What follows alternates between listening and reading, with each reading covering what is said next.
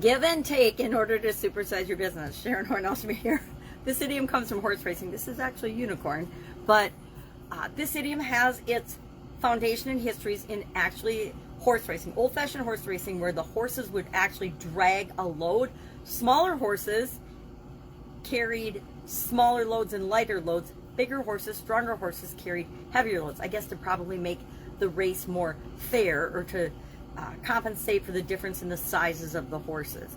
That the idiom arose out of that practice in the 1770s. I think it was 1769 or something, but it was first recorded in 1778, and it means, of course, to compromise. It's where when one party gives something up in order or in exchange for getting something else. So when we provide our products and services, we give them to people, and people then take them and give us something in return, usually money, sometimes thanks, but whatever it is, there's always an exchange of value. Business is all about exchanging values. There's give and take.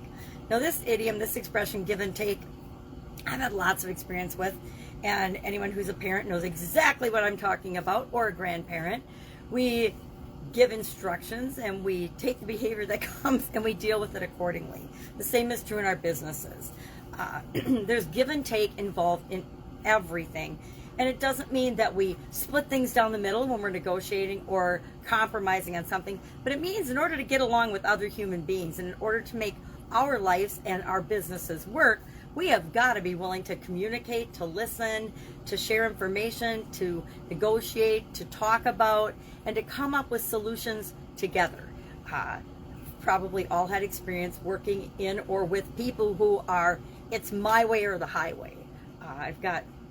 Not currently, but in my past, I've had several people like that in my past that were very controlling, and it's, this is the way, this is the only way to do it. Now, I don't know about you, but one of the first things that will and ruffle my feathers is to tell me that I can't do something, or that something, some result can only be gotten to in one way. Now, there might be a best, a better, not so great way. There might be the long way and the short way, but there's never just one way to do anything. I personally believe that through lots of trial and error and experience, there's always a better way to do almost anything and everything that we do.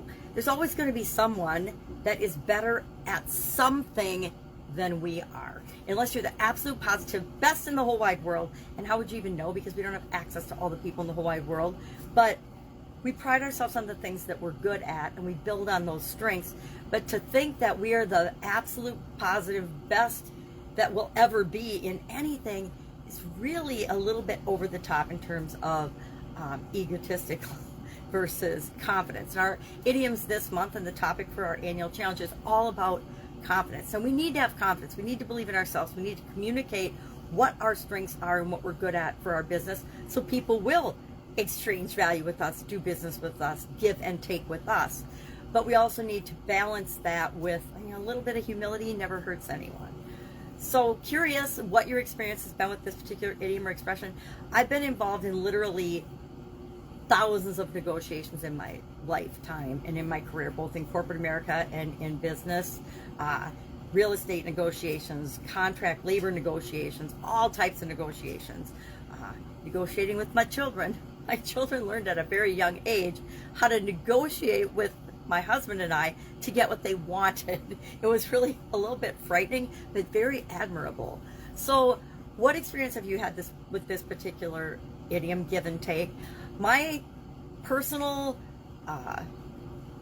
way of dealing with it is to always look for win solutions. The more we can have each of the parties involved in any deal or any contract or any situation where everybody benefits, those are my favorite solutions. And guess what? We can almost always, I can think of very few times that I've been in a situation where we couldn't come up with a solution that everybody won during. Because if everybody doesn't win, especially in business and in relationships and in life, then they feel like they lose. And if somebody loses, they're not going to be very happy. And if they're not happy, how long will they continue to do business with us? How long will they want to be in relationships with us, etc.?